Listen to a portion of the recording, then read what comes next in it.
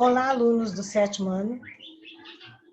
Vamos agora nos preparando, já estamos terminando o módulo de educação financeira e eu gostaria que enquanto você está ouvindo essa música, você repensasse, em todos aqueles valores que nós já estudamos, de compromisso, responsabilidade, amor, todos esses.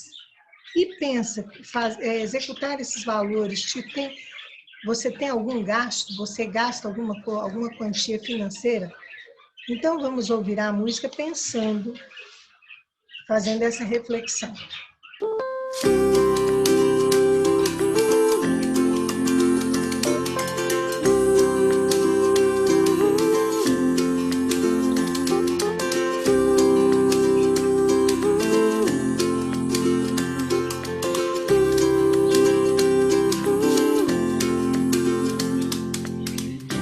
Descobri que as coisas boas da vida são de graça, não custam nada.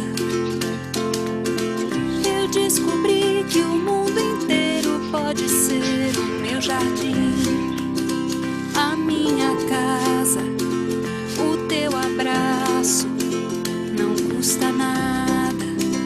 Um beijo seu, não custa nada. Custa nada, missão cumprida, não custa nada. E quando tudo parecer que está perdido, dê uma boa gargalhada. Eu descobri que as coisas boas da vida são de graça, não custam nada. Descobri que o mundo inteiro pode ser o meu quintal, a minha casa, o pôr do sol, não custa nada. A brincadeira não custa nada. Um gol de placa não custa nada.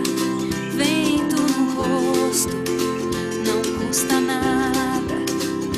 Quando tudo parecer que está perdido, dê uma boa gargalhada.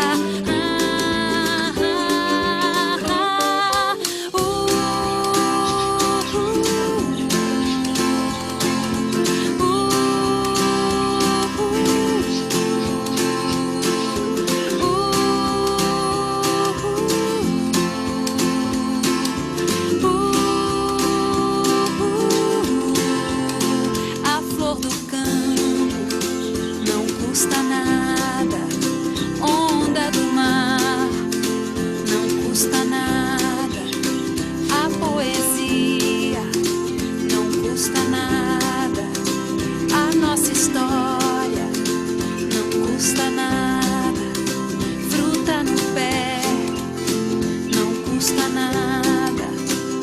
Água da fonte não custa nada. Banho de sol não custa nada. Um bom amigo não custa nada. E quando tudo parecer que está perdido, dê uma boa gargalhada.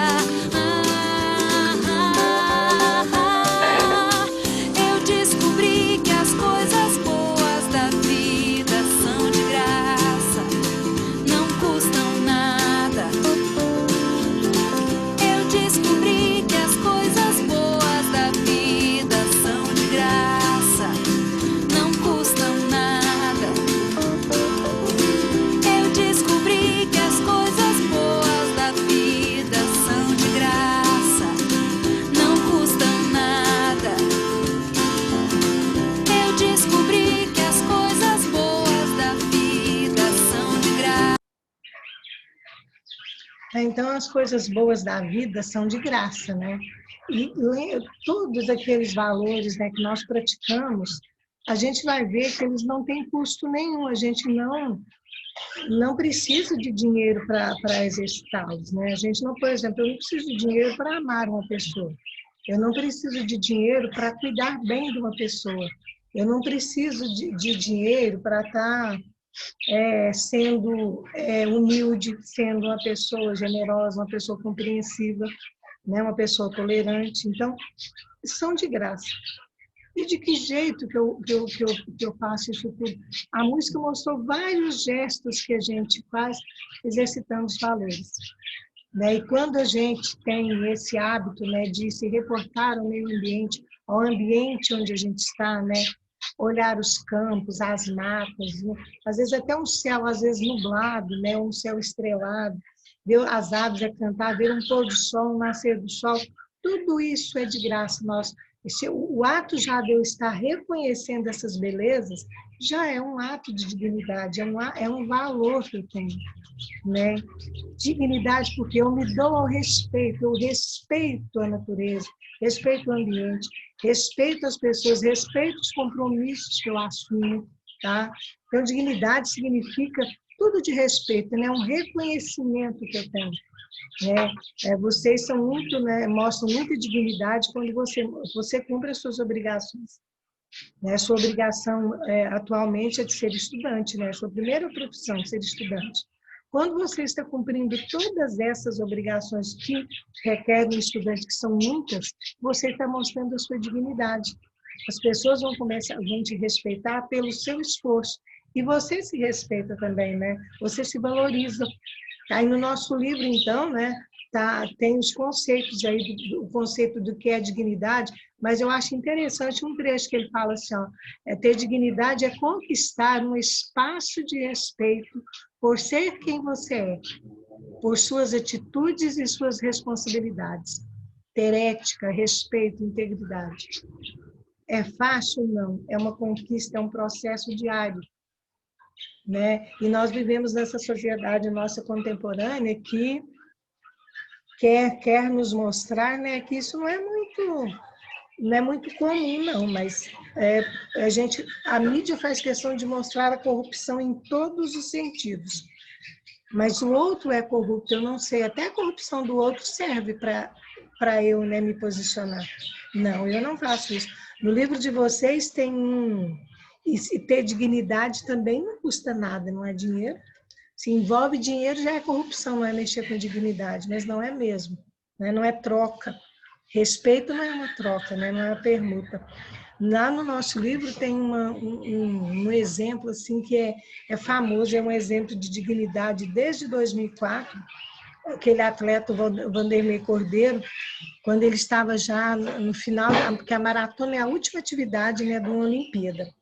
E ele já estava na linha de chegada, a poucos quilômetros da chegada, em primeiro lugar, assim, tranquilo, disparado, e apareceu uma pessoa que na época chamaram de desvairado, porque depois descobriram que ele é doente da cabeça. Ele, empolgado de ver ele ser o primeiro lugar, saiu correndo de lá da assistência e foi tentar abraçar o Vanderlei, e o Vanderlei caiu. No ele cair, ele viu os outros corredores passando na frente dele.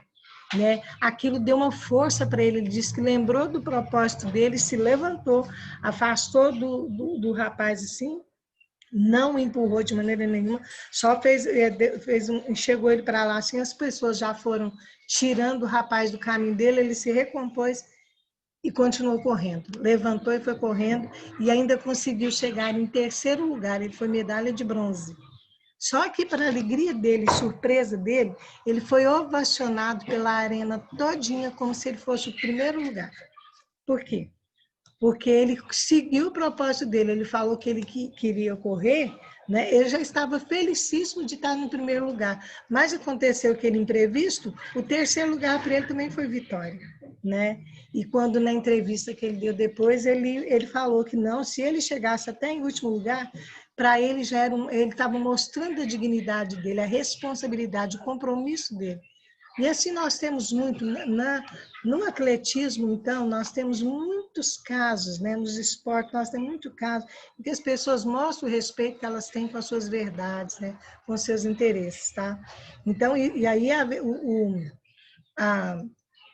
dignidade junto com a humildade, porque a gente não se vangloria, né? A gente ter humildade, né? Não se vangloriar, do que a gente é.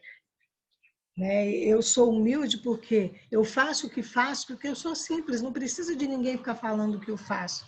Né? Eu aceito minhas responsabilidades, faço, não preciso de ninguém ficar falando o que eu fiz. Isso é que é humildade. Né? Humildade não é falar que eu sou um coitadinho, que eu sou pobre, que eu sou esse coitadinho, não, não é isso. Humildade é você agir com simplicidade, aceitar suas responsabilidades sem ser arrogante, né? Então, são dois conceitos muito bons e muito bonitos que tem no nosso livro e que permeia muito a educação financeira. Por quê?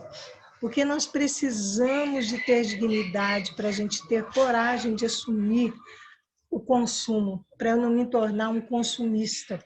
Eu preciso de ter muita responsabilidade e respeito para comigo mesmo. E nada melhor do que eu começar a tratar disso com os meus 10 anos, 11. Quem dera pudesse ser mais cedo. Né? As famílias, né, que têm esse privilégio de, desde sempre, já estar trabalhando com as crianças, né, com os filhos, as questões financeiras, sempre dialogando, mostrando da necessidade.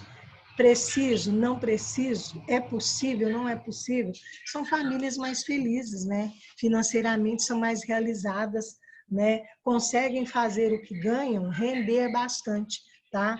Então aí nós temos no nosso livro uma história em quadrinhos muito interessante, né? A história em quadrinho que fala, né, do consumo. É uma história que eu vou deixar aí para vocês leiam sempre que puder, analise, reflita sobre ela, porque ela está falando de consumo, né? De um jeito bem lúdico, mas está falando de consumo. O consumo que precisa ser equilibrado, né? A gente tem que ter equilíbrio, que é o texto, né? Esse texto fala para nós em que nós já fizemos as marcações, já comentamos, né, algumas perguntas referentes a ele, mas é um texto que mostra para nós que preciso de equilíbrio. Meu consumo, para eu ser feliz, né, para eu não me desgastar com doenças causadas pelo desgaste financeiro, eu preciso de equilíbrio. Nem gastar demais e nem não gastar nada, né, ser avarento, só guardar o dinheiro, guardar, não. Nós ainda somos uma sociedade que precisa consumir, nós não produzimos, cada indivíduo não consegue produzir tudo aquilo que ele precisa, né? Nós somos consumistas ainda, mas cabe a cada um de nós ter equilíbrio. Não é porque eu, no final do mês, na minha casa, o salário juntando de todo mundo dá 10 mil, que nós todos temos que gastar os 10 mil, não é. A gente tem que sempre pensar no futuro. Pode acontecer um imprevisto, né? Às vezes acontece um imprevisto na saúde, o plano de saúde que a família tem não cobre determinada coisa e você vai precisar de desembolsar. Então, a gente precisa poupar, guardar, né? Porque educação financeira, né, significa aprender a valorizar o que temos, e especialmente o que somos, e podemos vir a ser, né?